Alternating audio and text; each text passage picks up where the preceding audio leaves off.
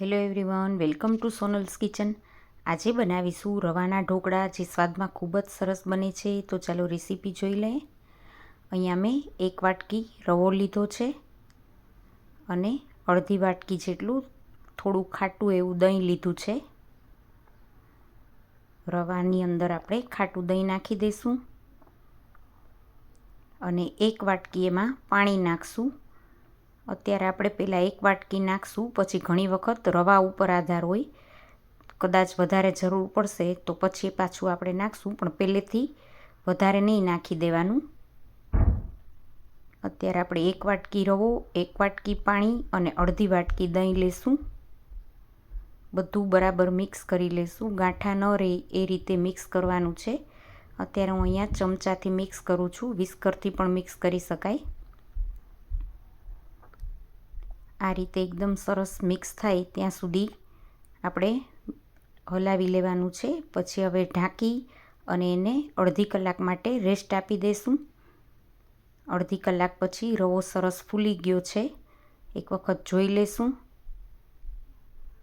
એકદમ રવો ફૂલી ગયો છે અને ઘાટું થઈ ગયું છે, એટલે હવે થોડું પાણી નાખવું પડશે.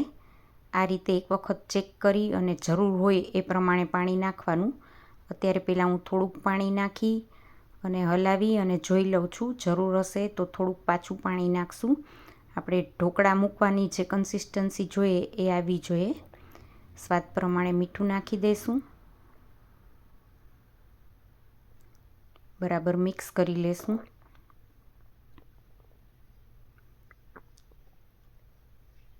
અહીંયા મેં 1 પાઉચ ઈનો લીધું છે. ઈનોને આ રીતે નાખી અને એના ઉપર આપણે થોડું એવું પાણી નાખી દઈશું, એટલે ઈનો એક્ટિવેટ થઈ જાય અને બરાબર મિક્સ કરી લેશું. ઈનો નાખી અને આખું બધું જ બેટર જે છે એ એકદમ સરસ મિક્સ કરવાનું, એટલે ઈનો બરાબર મિક્સ થઈ જાય બેટરમાં.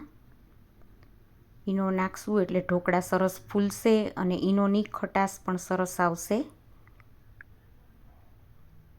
એટલે ઢોકળા સરસ સ્વાદમાં બનશે. હવે એક આ રીતે ઢોકળા માટેની થાળી લઈ અને એમાં આપણે આ રીતે બ્રશથી તેલ લગાવી દઈશું, એટલે જ્યારે આપણે ઢોકળા કાઢીએ ત્યારે ઇઝીલી નીકળી જાય. આખી ડીશમાં આ રીતે તેલ લગાડી દીધું છે. હવે જે આપણે તૈયાર કરેલું ખીરું છે એને પાછું એક વખત હલાવી લઈશું અને આ થાળીમાં નાખી દઈશું.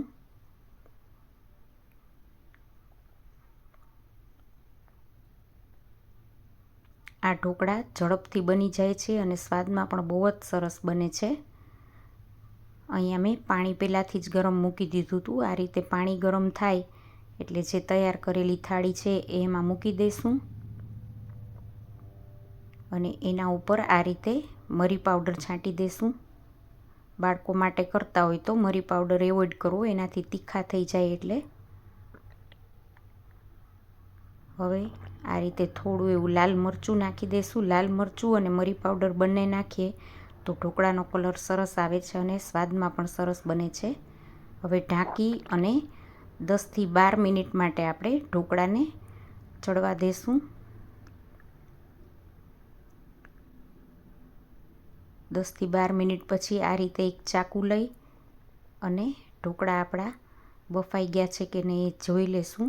આ રીતે ચાકુ આપણું ક્લીન નીકળે એટલે ઢોકળા આપણા સરસ બફાઈ ગયા છે. એને ઠરવા મૂકી દઈશું અને એના માટે આપણે વઘાર કરી લઈશું. એક કડાઈમાં આપણે અડધું પાવરું તેલ મૂકી દઈશું. અડધી ચમચી એમાં રાઈ નાખશું. અડધી ચમચી જીરું નાખી દઈશું.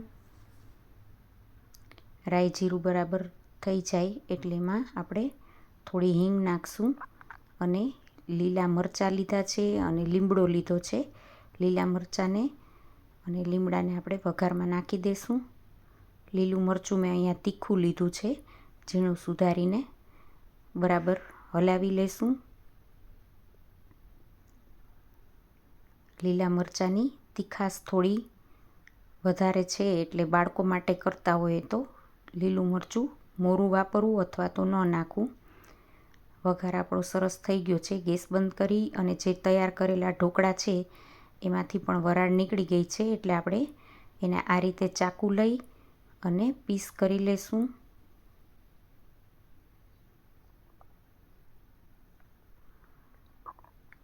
ઢોકળા થોડા ઠંડા થાય પછી જ એના પીસ કરવા. એકદમ ગરમ હશે તો પીસ સરખા નહીં થાય. આ રીતે સરસ પીસ કરી લેશું.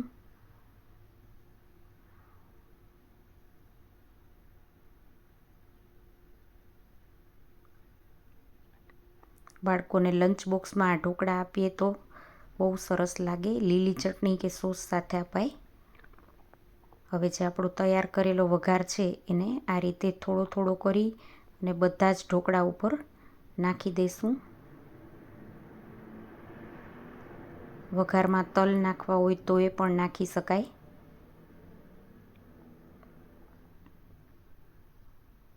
આ રીતે આખી ઢોકળાની થાળી ઉપર બધો જ વઘાર રેડી દઈશું.